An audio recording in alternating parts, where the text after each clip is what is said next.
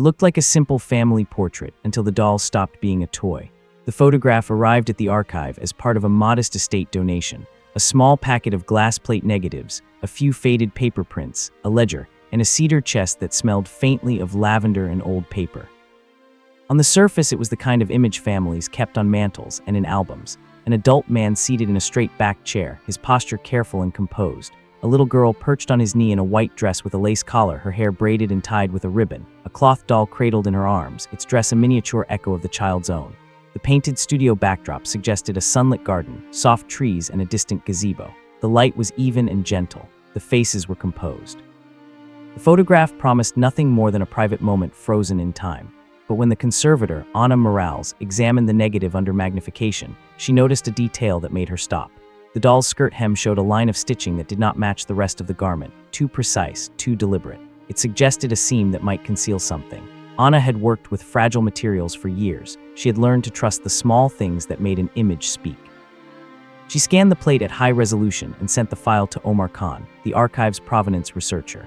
Omar's specialty was following the faintest traces, plate numbers, studio ledgers, marginal notes until a pattern emerged. He opened the image and felt the same prickling curiosity. The man's right hand curled protectively around the doll, his fingers positioned as if guarding something. The girl's expression, when magnified, held a small, unreadable tension. Omar found the studio mark etched into the glass, a faint code that matched an entry in a narrow leather ledger the archive had acquired the previous year. The photographer, Elias Mercer, had worked in the city from 1898 to 1910. His ledger was meticulous, each plate number paired with a client name and occasional notes. Plate 412, Harrison, father and daughter, special request. The phrase special request was a small flag. It suggested that someone had asked the photographer to do more than take a likeness. The Harrison name appeared in municipal directories as merchants, respectable, established, but the trail around the child was thin. A penciled note in a family Bible listed a name and a date, but no officiant. A marginal scribble in a household ledger read, protected. The pieces did not yet form a picture, but they suggested a deliberate effort to preserve something fragile. They brought in Dr. Naomi Patel, a historian of material culture who had written about the ways ordinary objects carried extraordinary meaning. Naomi examined the high-resolution scan and then the original print under conservation light. Toys are rarely neutral, she said. They can be status symbols, educational tools, sentimental anchors. They can also be containers, literal carriers of identity or proof. She traced the doll's hem with a gloved finger, careful not to touch the negative. If there's a pocket, it could hold a lock of hair, a note, a token. In communities where official documentation was unreliable or hostile, families developed parallel systems of verification. Objects traveled with people, they carried claims. The team widened their search. In a trunk of correspondence, they found a marginal instruction scrawled in a different hand. Keep the child's doll with her at all times. Do not allow it to be inspected. The handwriting matched that of a long-serving household manager whose name appeared in census returns and payroll lists. In a lawyer's file, they found a terse note. If registry refuses, present portrait and doll. The lawyer's language was practical. The implication was clear. The photograph and the toy were not mere keepsakes. They were evidence, part of a strategy to make a life legible to institutions that might otherwise refuse recognition. The more the team looked, the more the doll's role emerged as purposeful. Census entries placed the child, Evelyn, in the Harrison household as a child in the early 1900s. School registers recorded her attendance for a few years and then a gap. Probate records revealed a contested will in which a distant relative challenged a claim to a small parcel of property. The dispute boiled down to a question of lineage: who had the right to inherit? In an era when legal recognition depended on certificates and parish registers, families without conventional paperwork were vulnerable. The Harrison family's contingency plan, portrait, doll, token, was a way to carry proof through a world that demanded formal documentation. Conservators proposed a careful, non-invasive scan of the doll to see whether the hem concealed anything. The museum's micro-CT equipment produced a three-dimensional image of the doll's interior without opening it. Inside the torso, nestled among old stuffing, the scan revealed a dense, rectangular object wrapped in oilcloth. Conservators removed the packet under controlled conditions. Inside were 3 items: a lock of hair tied with a ribbon, a scrap of fabric stamped with a monogram, and a folded slip of paper with a name and date. Under magnification, the ink resolved: Evelyn, daughter of Margaret O'Leary, baptized 1899. The monogram matched a pattern used by a midwife who had worked in the city's immigrant neighborhoods. The lock of hair, when compared to a later photograph of an adult Evelyn, matched in color and texture. The packet was a private archive, a portable claim to origin. The discovery reframed the photograph. The father's guarded hand, the ledger's special request, the lawyer's note, these were not incidental. They were part of a deliberate strategy to protect a child's identity when official channels were unreliable or hostile.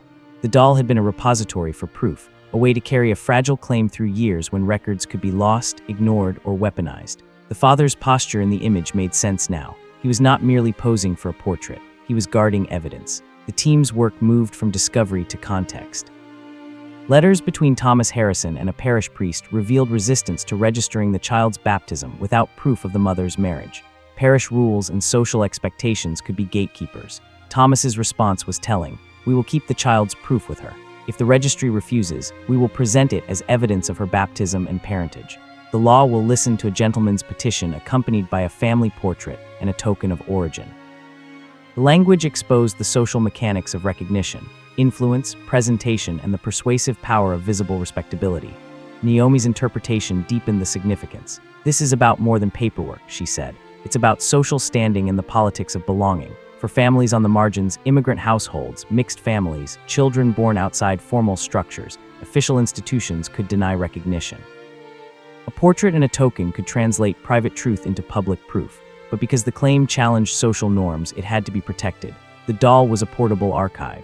The team's findings resonated beyond the Harrison case. In neighboring collections, conservators found similar practices: a handkerchief with a stitched name, a locket containing a folded certificate, a doll's dress concealing a baptismal slip. These objects had been cataloged as sentimental or decorative. Re-examined, they became evidence of a broader practice. Families had used everyday items to carry identity, memory, and legal claims. The practice was pragmatic and discreet, designed to survive scrutiny and time. The research also uncovered a legal precedent. In 1912, a probate court had heard a dispute over a small parcel of land. The claimant, a woman named Margaret O'Leary, presented a portrait of a child and a small packet of papers as part of her evidence. The judge's notes recorded the portrait and the token as corroborating testimony. The court ruled in Margaret's favor. The case demonstrated that the strategy could work. A photograph and a small object could persuade a legal authority when other documents were lacking. The precedent gave the team a crucial anchor. This was not mere family lore. It was a recognized, if obscure, legal tactic. When the team published a preliminary note, the response from the scholarly community was immediate. Archivists and historians began to examine their own collections with new eyes. Objects once dismissed as sentimental were reinterpreted as potential carriers of proof. The practice, portable, private, and often invisible, had been overlooked because it did not fit conventional categories of evidence. It existed in the margins, in the folds of fabric and the stuffing of toys. For Evelyn's descendants, the discovery was transformative. A great-granddaughter who had grown up with stories of a mysterious adoption brought a faded letter and a memory of a doll kept in a cedar chest. When the team explained the packet's contents, the woman wept. "My grandmother always said we were taken in," she said. "She never explained how. Now I see that she carried proof with her. She kept her mother's name close." Oral history found a tangible anchor in the doll's packet. The family's narrative, once fragmentary, gained clarity. The museum organized an exhibition that told the story of portable archives, objects that carried identity, memory, and legal claims. The centerpiece was the Harrison photograph, enlarged and displayed with the doll and the packet in a climate-controlled case. Labels explained the context, how families used objects to assert identity when official records were absent or hostile. Visitors moved slowly through the gallery, reading documents and looking at faces. For many, the exhibit was a revelation, a reminder that history is not only written in registries and statutes, but also in the small, private acts people take to preserve themselves. The exhibition provoked debate. Critics cautioned against overinterpretation, warning that not every doll or handkerchief contained a secret. The team anticipated this critique and paired visual evidence with documentary corroboration, ledger entries, letters, court files, and oral histories. The argument was not that every object was a portable archive, but that the practice existed and had been overlooked. Curators emphasized methodological rigor, non-invasive scans, provenance research, and community consultation. Ethical questions followed. The doll had been a private repository, meant to be kept close. Displaying it required sensitivity. The curators consulted Evelyn's descendants and invited them to participate in the exhibition's narrative. The family's voice appeared in labels and audio stations. The goal was not to sensationalize, but to honor the object's role in a family's life. The museum provided spaces for reflection and conversation, acknowledging the object's intimacy and the public's right to know. The project's ripple effects were practical as well as scholarly. In one municipal office, a clerk re-examined a century-old file after being presented with a photograph and a small token. The clerk agreed to correct a registry entry, restoring a name to a record.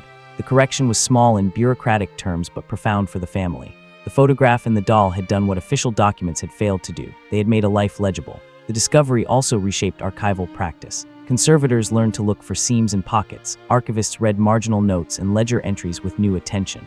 Students were taught to read objects as evidence, not merely as artifacts. The category of portable archives entered material culture studies. Scholars wrote articles, gave talks, and developed protocols for non-invasive examination.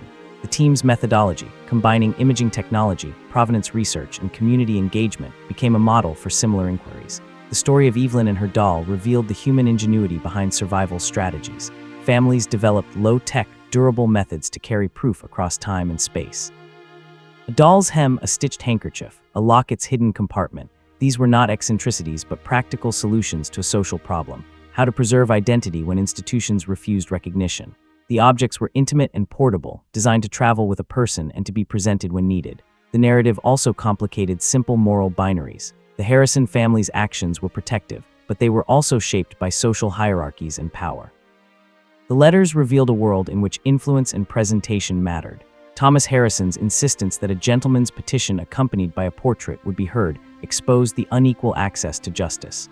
The strategy worked because of social capital. The team's work did not romanticize the past. It revealed how families navigated structures of inequality with creativity and care. As the research expanded, the team encountered variations on the portable archive theme that deepened their understanding. In one coastal town, a sailor's family had hidden a sea chart inside a child's toy to preserve a navigational claim. In another, a midwife's ledger had been stitched into a baby's blanket to carry proof of birth across borders. The forms changed with context, but the logic remained the same. When official systems failed, people invented private, durable ways to carry proof of who they were. The team also found evidence of deliberate instruction. A letter from a community organizer in the 1890s advised families to keep your papers close and your tokens closer. The organizer's language suggested that the practice was not merely ad hoc, but part of a shared repertoire of survival strategies. Oral histories corroborated this. Elders remembered being told to never let go of the doll or to keep the handkerchief folded in your pocket. These were not superstitions. They were practical rules for preserving identity in a precarious world. The research raised questions about memory and erasure. Why had this practice been overlooked? Partly because historians and archivists had been trained to prioritize formal records, registries, court filings, official correspondence over private objects. Portable archives existed in the margins, in the folds of domestic life, and they were easy to miss. They were also intentionally private. Families kept them close precisely because they were valuable. When those objects survived, they often arrived at institutions without context, cataloged as sentimental or decorative. The team's work showed that a different set of questions, about seams, pockets, and marginal notes, could reveal hidden practices. The exhibition's public reception underscored the emotional power of the discovery. Visitors responded not only to the forensic detail, but to the human stories behind the objects. A woman in her 70s who had grown up in a working-class neighborhood told the curators that her grandmother had always kept a small packet sewn into a shawl. She had never known why. After seeing the exhibit, she asked the museum to examine the shawl. Conservators found a folded certificate inside, a baptismal slip that had allowed the family to claim a pension decades earlier. For her, the exhibit was not an academic exercise. It was a revelation that connected private memory to public history. The team's work also prompted legal and bureaucratic changes. Municipal clerks and registrars began to accept alternative forms of evidence in certain cases, guided by protocols developed in consultation with historians and legal scholars. These changes were modest and cautious, but they reflected a growing recognition that official records were not the only legitimate forms of proof. The museum's research had opened a conversation about how institutions could be more responsive to the messy realities of family life. Not everyone welcomed the shift. Some legal purists argued that expanding acceptable evidence would invite fraud or confusion. The team responded by emphasizing methodological rigor, careful provenance research, corroborating documents, and community consultation. The goal was not to replace formal records, but to supplement them when those records were incomplete or unjust. The debate itself was productive. It forced institutions to confront the limits of their own categories. Years later, the Harrison photograph remained a touchstone. It was reproduced in textbooks and taught in seminars on material culture and legal history. Students learned to look at objects with a forensic eye, to ask what a seam might conceal and why a marginal note mattered. The category of portable archives became a recognized field of inquiry, with scholars tracing similar practices across time and place, in immigrant communities, among displaced populations, and in contexts of political repression. The logic of carrying proof traveled beyond the specific case of Evelyn. It became a lens for understanding how people preserve identity under pressure. For the descendants of Evelyn, the discovery had a quiet, lasting effect.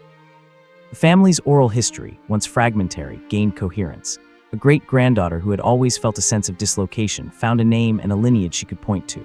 The doll, once a private object kept in a cedar chest, became a family heirloom with a story that could be told openly.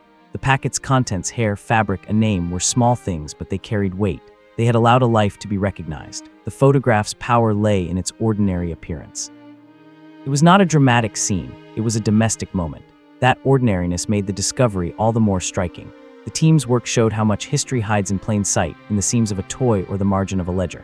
It reminded viewers that objects can be evidence, that private practices can have public consequences, and that the small acts people take to preserve themselves can ripple across generations.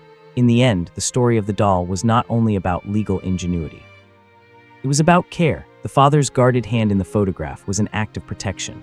The household manager's marginal note, "Do not allow it to be inspected," was a directive born of love and fear. The family's decision to keep a packet of papers close to a child's heart was a strategy to ensure that a name would survive. The doll had been a vessel for memory and identity, a small archive that traveled with a life. The work continued. Each new object scanned, each ledger entry read, added to a growing archive of portable proofs. The team's research inspired others to look closely at the margins of collections, to listen to family stories, and to treat objects as potential evidence. Portable archives expanded beyond dolls to include lockets, embroidered handkerchiefs, recipes folded into cookbooks, and even the stitching inside garments, everyday items that carried names, dates, and claims. The photograph that had once seemed simple, a father and his daughter, a doll in a child's arms, had become a portal into a hidden practice of care and survival.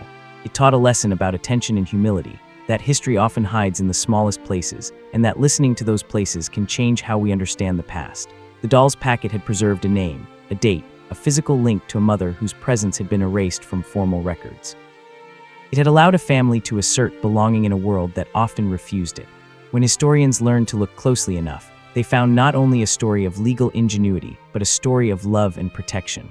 A father who guarded a child and the proof of her origins, a family that kept a secret to keep a life whole.